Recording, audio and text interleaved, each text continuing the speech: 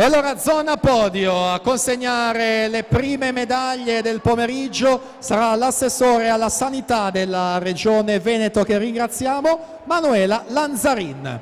Premiazione 50 stile libero ragazzi, terzo e bronzo Forlì nuoto Luca Bravaccini, secondo e argento Idros Massimo Chiarioni e primo medaglia d'oro Imola nuoto 24,01 Alex Sabattani.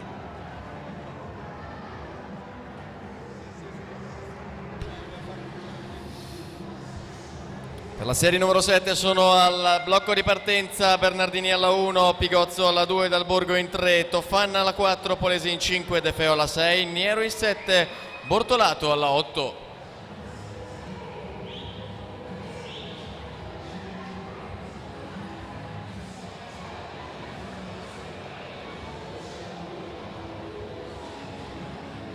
E quindi abbiamo detto Manuela Lanzarina, assessore alla sanità Regione Veneto, al podio per consegnare medaglie e premi.